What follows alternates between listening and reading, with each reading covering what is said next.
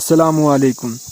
جس معاشرے میں اچھی اور معیاری تعلیم مہنگے داموں بیچی جائے، وہاں قوم کی فکر کرنے والوں کے بجائے ذریعہ معاش کی فکر کرنے والے ہی پیدا ہوتے ہیں۔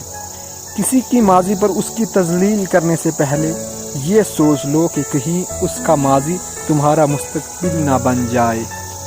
آپ جس کے ساتھ جتنا مخلص ہوں گے، وہ آپ کو اتنا ہی زوردار تھپڑ مارے گا کہ آپ کی مخلصی بھی حیران رہ جائے گی۔